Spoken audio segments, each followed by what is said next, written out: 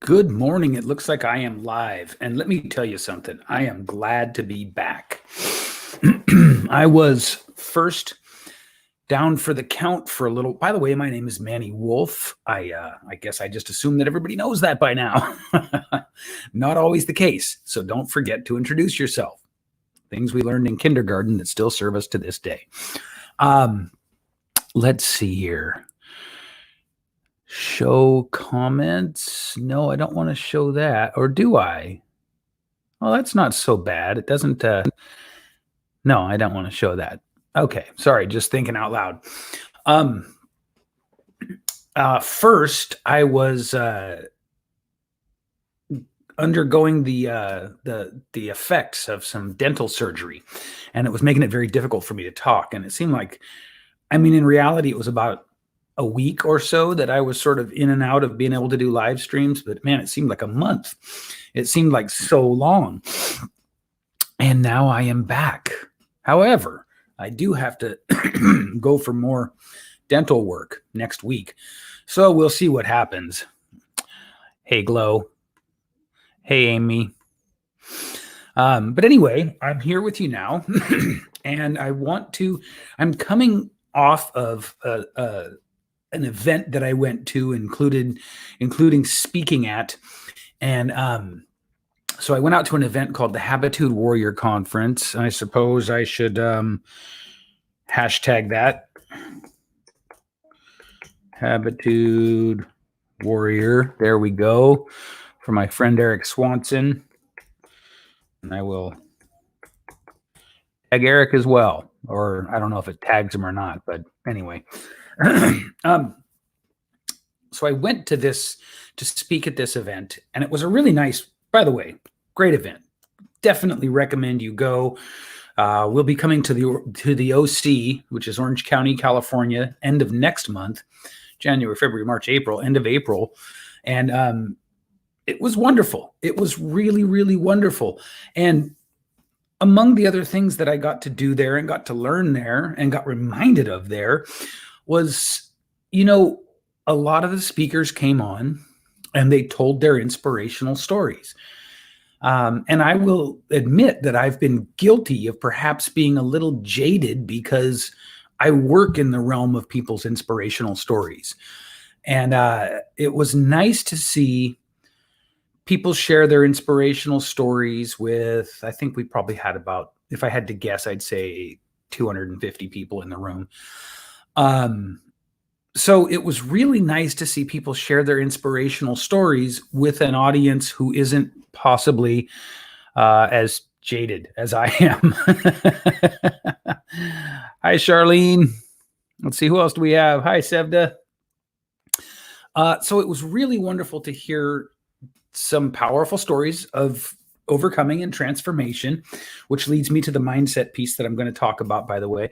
But it was really nice to see a fresh audience's take on these things, right?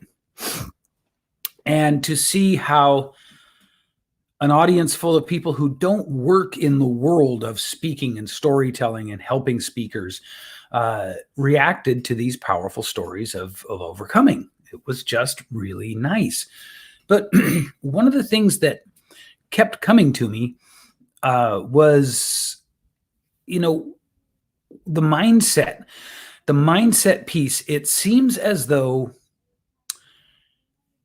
for me in business, everything vacillates back and forth between looking at strategy pieces and looking at plans and looking at tactics, and it always seems to come back to mindset. And so I really saw that with some of the speakers, right? They were talking about what they've overcome, which is all a question and an issue of mindset. Make sense? So it's all a question and an issue of mindset that allows you to overcome, the in some cases, the horrors of life, and then to be positive and to be a beacon for other people and to be a shining example for other people. It's just a really nice, it's a really nice testament to the human spirit. And so when we talk about testament to the human spirit, what we're really talking about is mindset, right? And so I want to share with you three essential components of mindset that I think everything else is built on. Let me say that another way as well. I believe that without these three essential pieces, you will never make any progress with your mindset. And here they are. So the first one I want to tell you about is there's no real sort of pretty way to talk about this one. And I see a lot of people making the mistake of sort of talking about it in pretty language and in safe language, and it's just not. And that is, you've got to be gritty. You've got to be willing to go down into the dirt. You have to be, because those of us who are even interested in mindset in the first place, we get interested in mindset because we've been through hell, right? I mean, isn't that isn't that the case? Isn't that the reality for us? And so anytime somebody talks about mindset work and about resilience and things like that without sort of speaking to the truth that, look, some parts of that journey are just incredibly hard. They're incredibly difficult. They're chipped tooth and skinned up knees. You know what I mean? It's hard. And so the first piece of mindset that is so important, thank you, Charlene. The first piece of mindset that is so important is just being willing to get up one more time than you get knocked down. So let me speak a little bit more on this. It doesn't stay like that. Or let me see if I can be even more clear. If you're in the early stages of forging the new you from wherever you came from whatever your background is, your history, your life story, your autobiography, whatever it is that happened to you, there's going to be a period, the introductory, the beginning period of starting to make change, where it's going to be very, very hard. And that difficulty, that challenge is going to feel like you're going to feel it in your body. It's going to feel like getting punched in the stomach over and over again in some cases. And so if you don't have that sort of ugly, blunt, dull-edged determination, right? Just that fighter's spirit inside of you, it's unlikely you'll ever get through that first part. And so what I want to tell you is that it doesn't stay like that.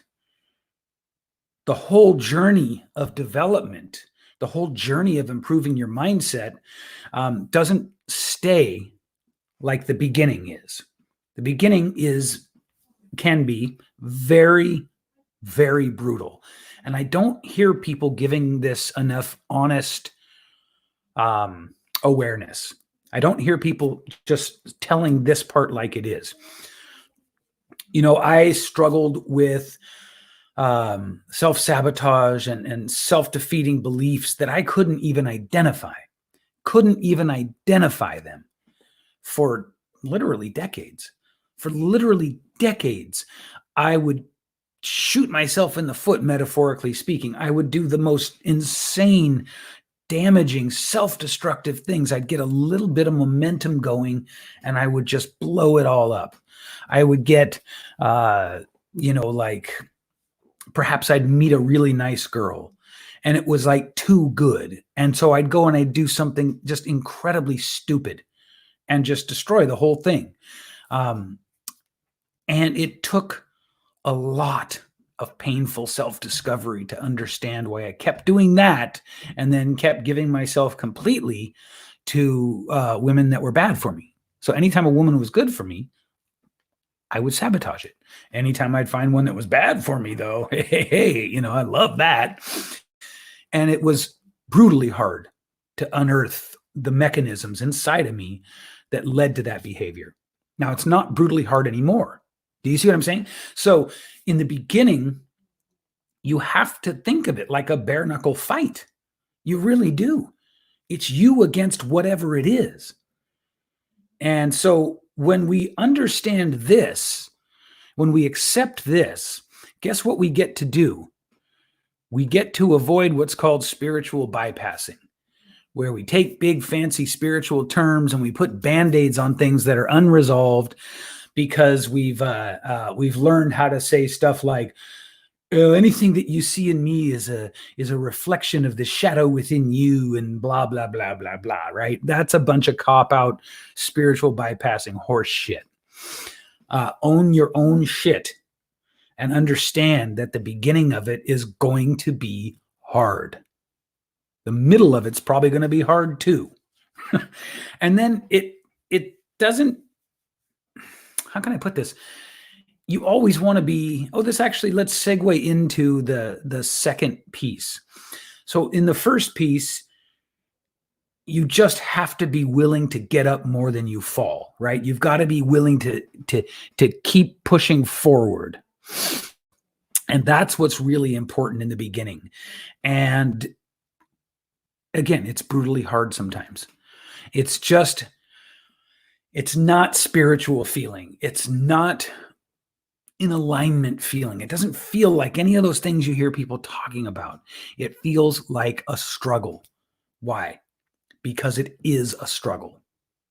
Okay. So what happens when we do that struggling mixed with reflecting and thinking about things and trying to figure out our part in things, we move to the next level. The next level is where we are able to kind of put like filters in place. We, through the process of learning about ourselves, which is oftentimes a very, very painful process, we start to understand how to filter things. And this is the second of the three things I want to teach you today. We start to understand how to filter things. And what happens is you can start to recognize patterns and stimuli and how you're reacting to the things that happen in your world. And then you can filter it through a process of, well, what I did in the past was this, this, and this. Did I like the results? No. Now I need to try something different. And when you put filters in place between the way life comes in and the way you react, guess what you get to do? You get to start being autonomous. You get to start having power over your decisions, which is wonderful, which is things really start to change at that point. So the second piece of the three mindset sort of fundamentals that I want to give you is the development and the installation of filters inside of ourselves. Right now, for instance, I'll use me and I'll use relationships again. What I thought for many, many years was true love was really what I learned later is called trauma bonding. Yeah, makes sense. So trauma bonding is when your dysfunction fits together with hot, sexy fireworks with someone else's dysfunction. And it feels like the kind of love that all the songs and the movies talk about, right? Which is a very funny side note there. Most songs about love are wildly codependent. So it's so weird. Most of the way romantic love is portrayed in movies is wildly codependent. It's severely unhealthy. And only those of us who have been through it and learned how to not act in those ways can look at it and go, wow, no wonder we're so screwed up around love, right? We get shown bad examples of it as kids. And then we grow up and every song and every movie that we see supports the examples that we saw. So, but you've got to be able to put filters in place. You've got to be able to put filters in place, usually through hard-won experience, that will allow you to stop between the stimuli that comes in. Now, you may recognize this language from Stephen Covey or even from Viktor Frankl, right?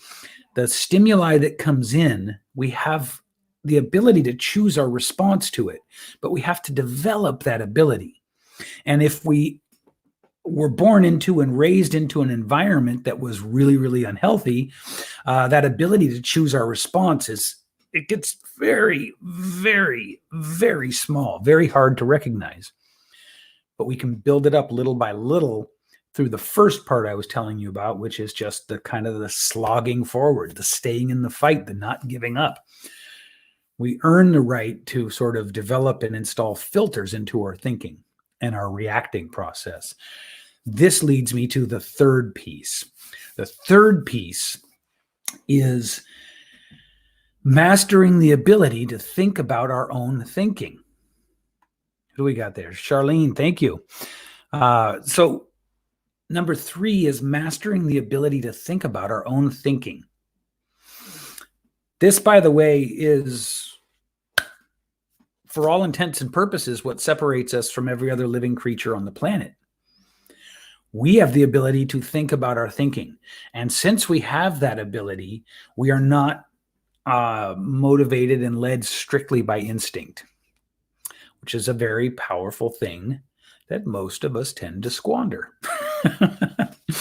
So thinking about your thinking allows you to sort of, I think of it as like popping one level above my thought process and looking down on it and analyzing it.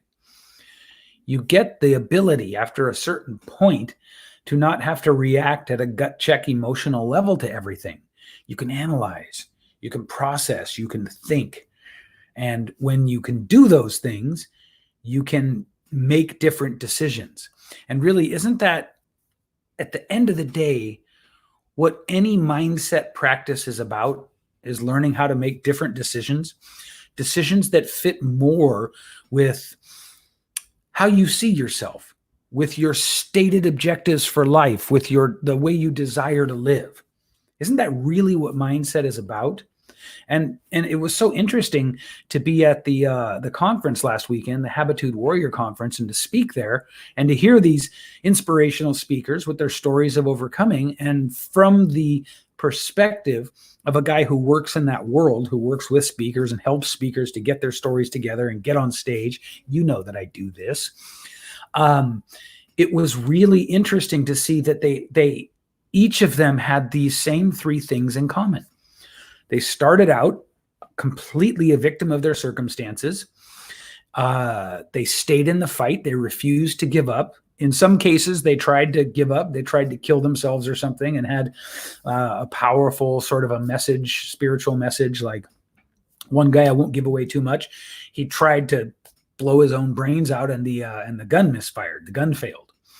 So he took that as a sign. But they all have this in common. First is the part that is down in the muck. It's dirty, it's hard, it's bloody, it's raw, it's bare knuckle. And you get through that part, and you get the ability to start filtering, to start putting these filters in place that allow you a little bit of freedom. And through those filters, you sort of get to this place where you can think about your own thinking. And once you've gotten to the place where you can think about your own thinking, remember at the beginning I said, it's really hard in the beginning of any kind of real spiritual journey, but it doesn't stay hard. When you get to the point where you can think about your thinking is when things really get a little easier. Because think about this. If you can think about and control your own thinking, you could say things to yourself like, I would like to start learning the important life lessons that are out there without having to have pain first. This is something I did at a certain point in my development.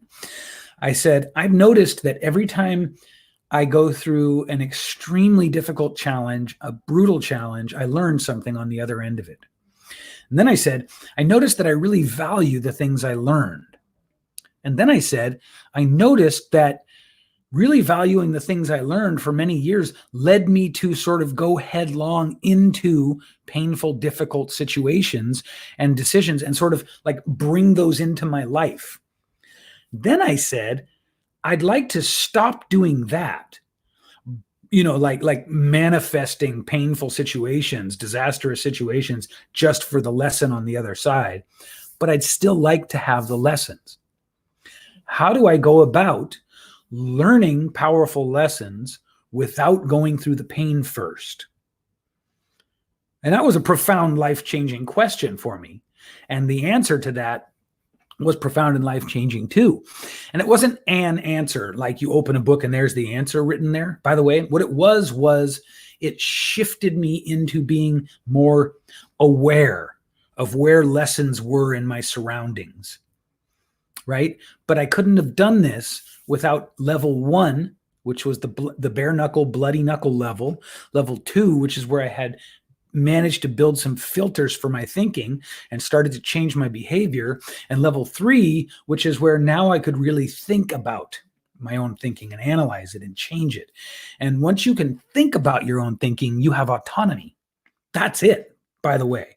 In fact, you could say that all of mindset can be reduced down to these 3 things. Sure, there's much more to it than that, and it goes on and on and on, and it's probably never ending as a discipline.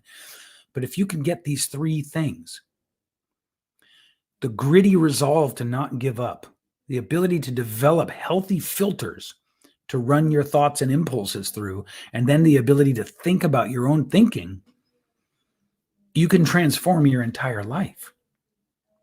So that's what I want to leave you with today. I want to thank you guys very much for tuning in. And once again, as I do so often, I've given you in one broadcast, I've given you enough that if you really, really took it to heart, you could make significant changes in your life with just this. I want to thank you guys for tuning in. I will see you tomorrow.